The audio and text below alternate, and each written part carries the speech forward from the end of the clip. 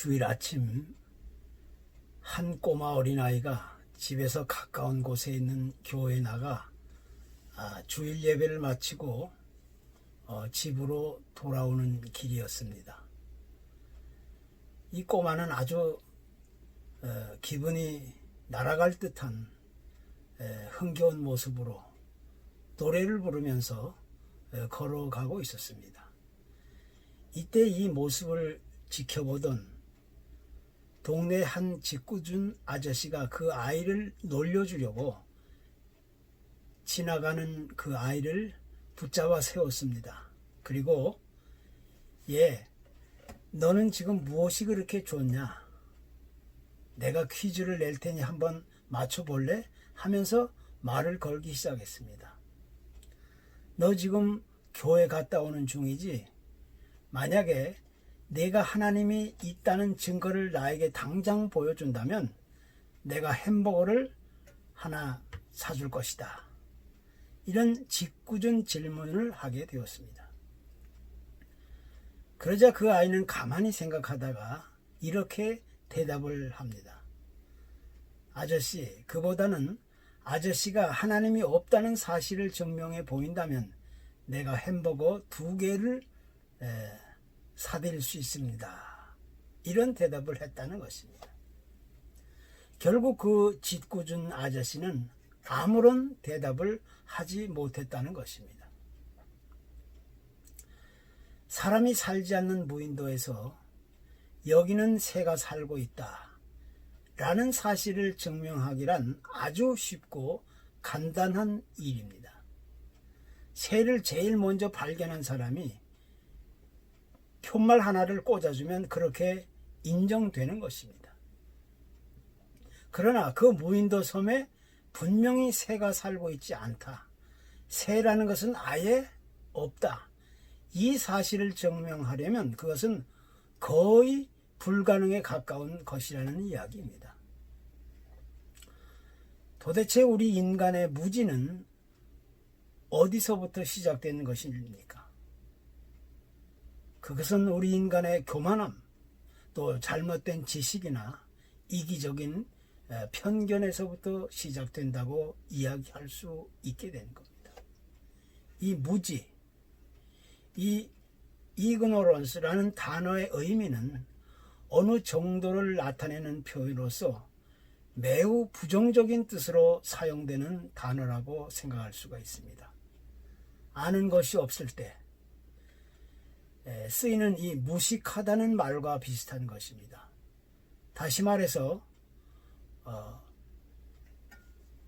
배우지도 않고 또 보고 듣지도 못하고 아는 것이 없거나 말과 행동 따위가 격에 맞지 않고 세련되지 않고 우악스럽고 미련할 때 우리는 그런 사람을 가리켜서 무지하다 이렇게 이야기하게 되는 겁니다. 성경에서 아주 쉬운 예를 든다면 이집트에서 무려 400년간을 노예로 살던 이스라엘 백성들이 모세의 인도를 따라 그곳에서 해방되어 홍해바다를 건너 가나안으로 향하게 되었습니다. 그들은 참으로 말로 표현할 수 없을 정도로 놀랍고 신기한 그런 기쁨과 감격과 환희의 경험을 하게 되었던 겁니다. 그런데 그들이 눈앞에서 직접 경험할 수 있었던 이런 놀라운 기쁨이나 감격이나 환희의 순간들은 고작해야 일주일도 채 가지 못했습니다. 하나님이 약속해 주신 가나안 땅까지 가기 위해서는 사막과 광야로 이어지는 그런 험한 길을 통과해야만 했기 때문입니다. 결국 그들은 그 험한 광야길에 접어들면서부터 개인적인 여러 가지 불편함이나 고통이라든가 어려움을 호소하면서 지도자 모세를 향해 원망과 불편을 쏟아내기 시작했던 것입니다. 그러니까 이집트를 빠져나온 이스라엘 백성들은 하나님이 약속해 주신 이 아름다운 땅, 이 가나안을 밟아보기도 전에 하나님을 원망하고 불평하고 불만을 터뜨렸던 것입니다. 한마디로 그들은 장차 다가오게 될 이 약속의 축복들을 믿음의 눈으로 바라보지 못하고 의심하고 부정하면서 결국 눈앞에 나타나는 현실에만 급급했던 것입니다. 우리는 이 같은 사실을 가리켜서 무지한 백성들이었다고 우리는 이야기할 수 있는 겁니다. 하나님이 약속해 주신 분명한 사실들을 의심하고 부인하고 또 부정하면서 이 현실적인 어두운 측면만을 보고 받아들인다면 그것이 곧 무지한 삶의 전형적인 모습이 되는 것입니다. 그러니까 사람이 무지하게 된다는 것은 누가 시켜서 되거나 어떤 외부적인 영향 때문에 그렇게 되는 것이 아니라 자기 자신을 스스로 그 어두운 곳에 가두는 겁니다. 아침에 태양이 뜨면 어둠은 일시에 사라지고 밝고 환한 세상으로 변하고 있는데도 불구하고 의심이 많고 부정적인 사람은 언제나 계속해서 아직 세상은 어둡다, 캄캄하다 이렇게 원망하고 불평하고 불만을 터뜨리는 것입니다. 얼마나 안타깝고 얼마나 무지한 사람입니까? 구약시대에 노아가 산 위에서 큰 배를 만들고 있었을 때 세상의 모든 사람들은 그를 보며 말하기를 참으로 미쳐도 보통 미친 사람이 아니다 이렇게 떠들어댔습니다. 하나님의 심판, 하나님의 구원의 약속을 아무리 그들에게 강조하고 이야기한다 해도 세상 사람들에게 있어서 이 노아의 목소리는 개가 짖는 소리보다 더 못한 헛소리라고 우겨댔던 겁니다. 한마디로 당시 사람들의 이 무지한 모습을 우리는 목격하게 되는 것입니다. 결국 그들의 무지함은 피할 수 없는 심판을 가져오게 하였던 것입니다. 그래서 무지한 사람은 자신의 말이나 행동에 있어서 스스로 자각이나 깨달음이 전혀 없는 것입니다. 자기 눈앞에 보이는 현실만을 보고 판단하고 선택하다가 결국에는 무가치한 사람이 되고 또 무의미한 사람이 되고 무의식적인 사람, 무분별한 사람이 되는 것입니다. 하나님 편에서 본다면 아주 맛이 간 형편없는 사람이 되는 것입니다. 우리 인간은 누구나 실수할 수 있고 또 잘못을 저지를 수도 있는 것입니다. 그런데 자신의 실수나 잘못을 깨닫고 인정할 수만 있다면 그 사람은 그런대로 희망이 있는 사람입니다. 가능성이 열려있는 사람이 되는 겁니다. 왜냐하면 그런 사람은 자신의 실수와 잘못을 뉘우치고 그것을 다시 회복할 수 있기 때문입니다. 그러나 자신이 무엇을 했는지 또 어떻게 했는지 그 사실을 전혀 모른다거나 혹은 하고서도 안 했다고 부정한다면 그 사람은 참으로 형편없는 맛이 간 사람이 되는 겁니다. 그러니까 사람이 실수나 잘못을 해놓고도 그 사실을 스스로 깨닫지 못하고 부정한다면 그 사람은 참으로 무지한 인간이 되는 겁니다. 다시 말해서 실수나 잘못이 있다는 자체가 잘못되는 것이 아닙니다.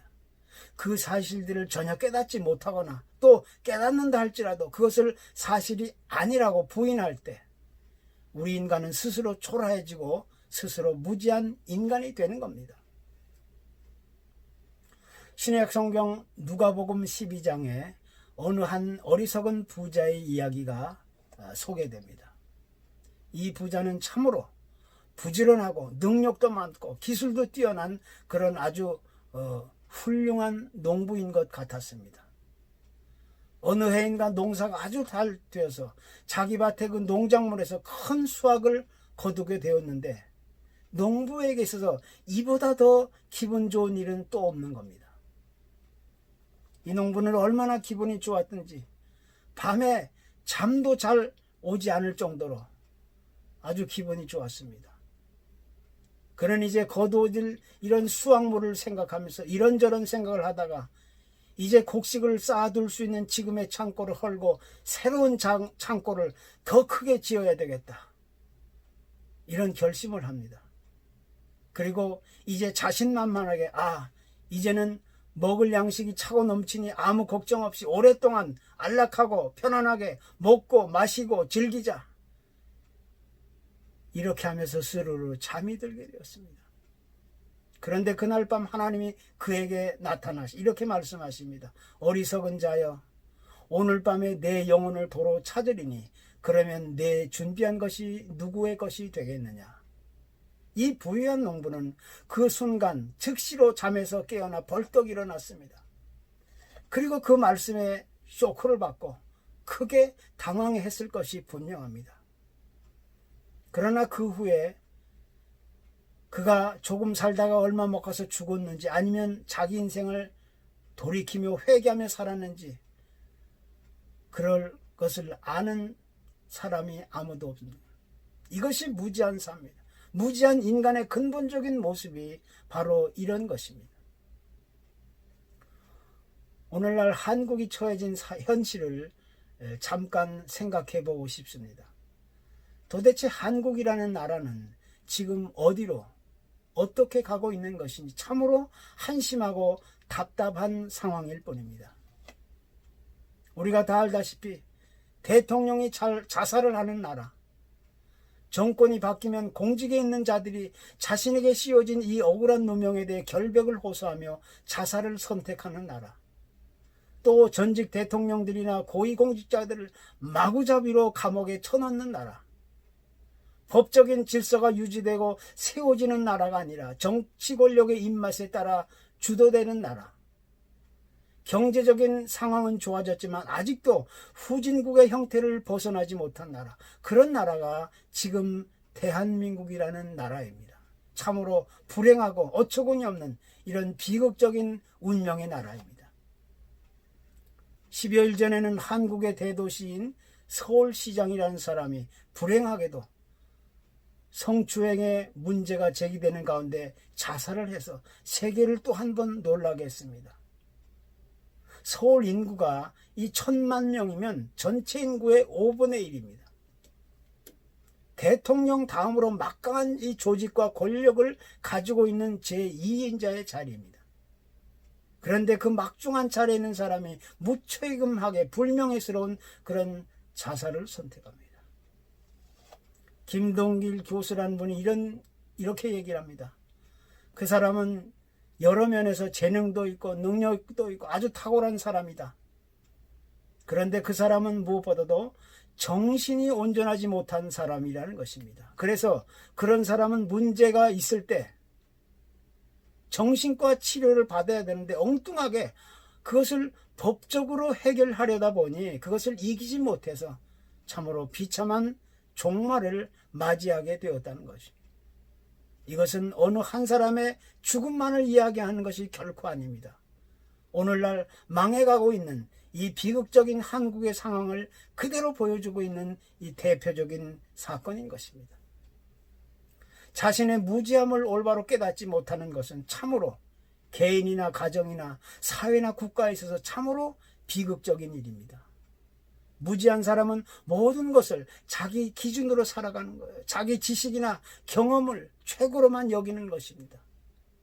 끊임없는 분쟁과 불화와 문제를 일으키고 이기적인 자존심을 내세우며 살아가는 사람이에요. 이런 사람이야말로 영적으로 병든 사람, 이미 죽어있는 사람, 무지한 사람의 이 근본적인 모습이 바로 그것입니다. 수십 년 전부터 교회에 등록을 하고 몸과 마음과 물질을 바쳐가며 각종 프로그램 행사나 봉사활동에 적극 참여하고 또 많은 일에 앞장서서 희생하고 헌신한다 할지라도 아직도 내가 그리스도의 진리의 말씀을 올바로 깨닫지 못하고 그리스도의 성품을 닮아가지 못하고 하나님의 나라를 세워가지 못했다면 우리는 완전하게 실패한 그리스도의 삶을 살고 있는 것입니다. 오늘날까지 그렇게 살아왔다면 우리는 완전히 종교적인 한 사람에 불과할 뿐입니다. 그런 사람은 아직도 세상적이고 인간적인 기준이나 평가에 의해 종교를 하나의 액세서리로 생각하고 있을 뿐입니다. 완전히 형식적이고 의식적인 표면적인 껍데기 그리스도인에 불과할 뿐입니다. 그렇기 때문에 이제는 우리가 과연 그리스도의 진리의 말씀을 따라 그리스도인으로서의 삶을 올바로 살아가고 있는지를 다시 점검하고 확인해 보아야 할 필요가 있는 것입니다. 만약에 우리가 하나님께서 세워주신 아름답고 풍성한 삶을 이루어가기를 소원한다면 제일 먼저 영원한 생명과 진리신 그리스도의 말씀 앞으로 나올 수 있어야 합니다. 그리고 그 진리의 말씀을 올바로 깨닫고 그 말씀을 통해 새롭게 변화되는 삶을 세워갈 수 있어야 하는 겁니다. 그럴 때 비로소 우리 인간은 참으로 진정한 지혜의 삶을 누릴 수 있게 되는 겁니다. 오늘날 많은 사람들은 이 세상에 살아가는 동안 모든 삶의 초점과 방향을 세상적인 관점과 시각으로 살아가고 있습니다. 그래서 육신적인 삶의 건강과 안락함과 부유함과 좀 더 여유 있는 삶의 초점을 맞추고 그 방향으로 살아가고 있는 겁니다. 그래서 그렇게 살아가다 보니 자연히 나도 모르는 사이에 영적인 부분에 대해서는 무관심하게 되고 무감각해지는 것이고 영적으로 약해지고 병들고 죽어가게 되는 거예요. 그런 사실들을 전혀 깨달아 알지 못하는 겁니다. 한마디로 영적인 균형 감각을 잃어버리고 살아가게 되니까 자연히 영적으로 무뎌지고 무례하고 무지한 사람이 될 수밖에 없는 겁니다. 사실 오늘날의 현실을 냉정하게 바라볼 때 이 코비드-19 팬데믹 같은 상황들은 여러 가지 이유가 있겠지만 그 원인을 따지고 올라가다 보면 결국 인간의 무지함으로부터 시작되었다는 그런 결론에 도달하게 되는 겁니다. 자신의 이기적인 편파적인 생각과 행동과 판단을 세상 기준으로 받아들이기 시작할 때부터 비로소 우리 인간은 무지해지기 시작하는 겁니다. 그래서 이제 우리는 정신을 차리고 영적으로 다시 깨어나 하나님이 계획하시고 세워주신 이 거룩한 하나님 나라의 모습을 되찾아갈 수 있어야 되는 겁니다. 그분의 말씀에 귀를 기울이고 지금 나에게 무엇을 말씀하고 있는지를 귀담아 들을 수 있어야 됩니다. 그리고 그 말씀을 내 마음 깊이 받아들이고 의지하고 순종할 수 있는 이 믿음의 자세를 가지게 될 때 우리는 그때 비로소 새롭게 변화될 것이 분명합니다. 세상에 오신 그리스도의 진리의 빛이 내 마음에 비추게 될 때 내 마음 속에는 이 어둠은 순식간에 물러가고 새롭고 아름다운 삶의 모습을 우리가 맛보게 되는 겁니다. 이것이 우리 그리스도인들이 자랑할 수 있는 신비한 믿음의 비밀이라고 얘기할 수가 있는 겁니다. 이것은 내가 원한다고 해서 되는 것이 아닙니다. 그리스도의 진리의 빛이 내 마음을 비추게 될 때 바로 그때 성령님이 내 마음에 오시고 우리를 도우시고 새롭게 변화시켜 주시게 되는 겁니다. 아무쪼록 복 있는 지혜 있는 그런 아름다운 삶의 축복을 누릴 수 있기를 축복합니다. 감사합니다.